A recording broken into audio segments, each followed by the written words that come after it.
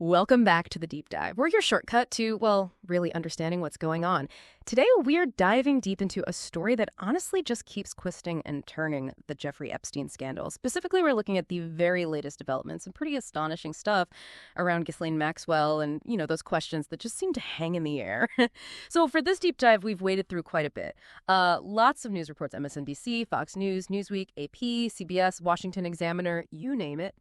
And crucially, official documents, too, like a key memo from the FBI and the Department of Justice. Our goal here, simple, really, cut through the noise, pull out the key bits of info, and help you understand what's happening, why it actually matters, and maybe what to watch for next. Okay, let's get into it. The biggest recent news, and honestly, it sent a bit of a shockwave, U.S. Deputy Attorney General Todd Blanche just met directly with Ghislaine Maxwell in prison in Florida, where she's serving, a 20-year sentence for sex trafficking? When I first saw that headline, wow, what makes this getting so unusual from a legal standpoint, Yeah, it's definitely raised eyebrows. Yeah. Beyond unusual and remarkable are the words being thrown around. Cool. Lisa Rubin, the MSNBC legal correspondent, she put it pretty starkly. No administration has ever done anything like this. She was pointing out that it's the political leadership of the DOJ getting involved directly, not, the career prosecutors who normally handle these things. Yeah. And just to give you the context on Maxwell, right, her conviction was upheld by the Second Circuit, that's the appeals court, just below the Supreme Court. Mm-hmm. She's actually petitioning the Supreme Court right now to review her case. Basically arguing she should get the same kind of deal Epstein got way back when, that non-prosecution agreement. And it's pretty important to remember, she had the chance to testify at her own trial. Right, she could have told her side then. Exactly. And she didn't take it. She even said in court papers before that she had, quote, nothing new to say. But now, her lawyer, David Oscar Marcus, is saying she and Blanche had a very productive day, and that she answered every question truthfully, honestly, and to the best of her ability. Her brother, Ian Maxwell, he's even claiming she's assembling new evidence related to supposed government misconduct from her trial back in 2021. New evidence after saying she had nothing new. Precisely. He thinks this alleged evidence would have significantly changed the outcome. So, legal experts, Alan Dershowitz among them, they suggest she's almost certainly looking for something in return. Leniency, maybe? Or even a pardon. Possibly even a pardon, yeah, especially given how much she apparently wants out of prison. So, okay, her lawyer says she's being truthful. Her brother talks about new evidence. How seriously should we take these claims right now? And what are the sort of immediate red flags this meeting is raising? That's really the million-dollar question, isn't it? It's not just the optics, which are unusual. What really worries some legal observers is the idea of the deputy AG, number 2 at DOJ, stepping in like this. It kind of bypasses the usual channels, the career prosecutors. Yeah. And that raises questions about, the integrity of the whole process. Right. Is it about justice or something else? Exactly. Is the information being gathered purely for justice, or could it be seen as, fitting a certain political narrative? There's this fear, voiced by some, that Maxwell could say something pleasing to Donald Trump to maybe get that pardon. Oh, good. So yeah, there are howls, as some put it, in the legal community about it being ripe for corruption. Mm-hmm. And the timing. It's just curious, right? 6 years after the initial investigations, years after the prosecution. And just weeks after one of Trump's former lawyers argued her conviction should stand. Right. It all just adds to the public's questions about, what's really going on here? What's the motivation? Yeah, it definitely fuels speculation. Which brings us nicely to the other big thing here. The whole Epstein files and that client list everyone talks about, it's generated so much debate, so many theories. So how does the government's official story on these files compare to all this public doubt? Well, if we look at the official record, the DOJ and FBI put out a memo back on July 7th, 2025. Yeah. They're trying to address this directly. Mm-hmm. They said they did an exhaustive review, over 300 gigabytes of data, physical evidence, the works, and the conclusion: no incriminating client list, no credible evidence Epstein was blackmailing big names, and importantly, no evidence that could justify investigating anyone else who hadn't already been charged. So a pretty definitive statement from the government. Seems like it. Yeah. The memo also restated the conclusion that Epstein died by suicide, which has been the official finding all along. But how did that go down, given all the skepticism? Yeah, met with skepticism, is putting it mildly. It came from both the political right and left. You had Joe Rogan, the podcaster, a Trump supporter, basically saying they've got videotape and all of a sudden they don't. Disbelief. And he wasn't alone. Other conservative voices echoed that sentiment. Just a deep distrust there. And remember, this came after then Attorney General Pam Bondi had said back in February 2025. Oh, yeah, I remember that. She said the list was on her desk. Exactly, sitting on my desk right now to review, and that it was a directive by President Trump. But then the White House press secretary, Caroline Leavitt, she kind of walked it back, said Bondi meant the whole case file, not a specific list. That clarification probably didn't help things. Not really, no. It just led to more criticism, accusations of botched handling and Epstein files flop.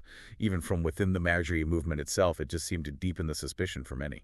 It really shows how entrenched that skepticism is, doesn't it? That even an official DOJ memo gets that reaction. And what about Donald Trump himself? His own statements on this seem to have shifted. They really have. I mean, initially he was all about transparency, said he had no problem releasing files, that a client list probably will be made public. Seemed quite open. Okay. But then fast forward to mid-July 2025, and the tone changes dramatically. He starts calling the whole thing the Jeffrey Epstein hoax, a scam pushed by Democrats. He even told his past supporters, his term, to basically move on from it. Wow, quite a turnaround. Any idea why? Well, the timing is interesting. The shift happened around when the Wall Street Journal reported something pretty specific. They reported that Pam Bondi had told Trump back in May 2025 that his name showed up multiple times in those internal Epstein files. Okay, that could explain the shift. Now, the White House Communications Director, Stephen Chung, he denied that report. Yeah. But Bondi herself later confirmed she had made the president aware of the findings. Right. And then Trump sued the Wall Street Journal for defamation over a separate report about a birthday letter to Epstein. So, yeah, things got pretty tangled. Yeah, definitely adds layers. Okay, so that's the administration side. But what about Congress? Are they just watching this unfold, or are they getting involved? Oh, they're definitely involved. Yeah. There's growing pressure from Capitol Hill for more information, more transparency. You've got House Minority Leader Hakeem Jeffries, the top Democrat, asking point blank, what are they hiding? Release the files. So calls for release? Any actual action? Yes, concrete action. The House Oversight Committee, they've officially subpoenaed Ghislaine Maxwell. They want her for deposition on August 11th. And the stated reason is interesting: to inform potential legislative solutions to improve federal efforts to combat sex trafficking. So looking at policy changes based on what she might say. Seems to be the angle. Yeah. And there's also actual legislation being pushed. It's called the Epstein Files Transparency Act. It's bipartisan Republican, Thomas Massie, Democrat Ro Khanna. They want the DOJ to release way more than just, say, grand jury stuff. They're talking flight logs, travel records, names mentioned in any Epstein case, internal DOJ communications. Wow, that's broad. Very broad. Even records about documents being destroyed or lost or hidden, they want it all out there. Is that likely to pass? What's the leadership stance? Well, House Speaker Mike Johnson says no one in Congress is blocking Epstein documents. But he's also voiced concerns about protecting victims, and he resisted quick votes on that transparency bill. In fact, he put the House into a 5-week recess early, which canceled votes on that and other things. So mixed signals, perhaps. And any other angles from Congress? Yeah, one more worth noting. Senator Ron Wyden, he's known for digging into financial stuff. He's got an ongoing investigation into Epstein's money network.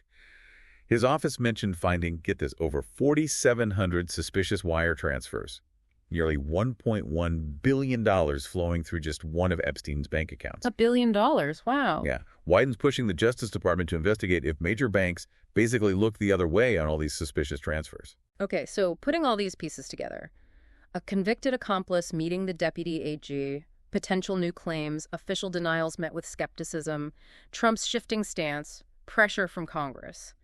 What does it all add up to right now? Well, stepping back for a second, it's probably good to just quickly reiterate the official basics of the Epstein case itself. The conclusion on his death remains suicide, August 10th, 2019. That's been confirmed multiple times. FBI, NYC medical examiner, DOJ inspector general, even enhanced video footage. Right, that part seems settled, officially at least. Officially, yes. And the context, the lenient 2008 plea deal with Acosta, who later had to resign as labor secretary over it. That deal caused huge outrage. It really did. Then Epstein's rearrest in 2019, his death shortly after, and then Maxwell's trial, conviction 2021, sentencing in 2022. It's been a long, complex road. And it feels like we're still very much on that road. Absolutely. We're in this situation now where you have Maxwell convicted, suddenly positioned as potentially holding new peas, maybe. You have an administration under a microscope regarding transparency on this specific issue, and you have a public that seems deeply divided, or at least deeply skeptical, about the official story versus, what might still be hidden. It's incredibly dynamic. New information really could shift the whole picture. It could. And the core tension really remains, doesn't it? It's this search for truth, for accountability, bumping up against potential political fallout from whatever might come out next. It's not just what Maxwell might say, assuming she says anything substantial. It's how it lands, how it's received, what actual impact it has. That's a great point. So thinking about all this, the lingering questions, this really unprecedented meeting with Maxwell, the push for transparency, how does this whole saga keep challenging our ideas about power, about justice, accountability? And maybe what does it say about us? Our collective hunger for those aha moments, that clear answer in a time when we're drowning in information, but maybe starving for real clarity, something to think about.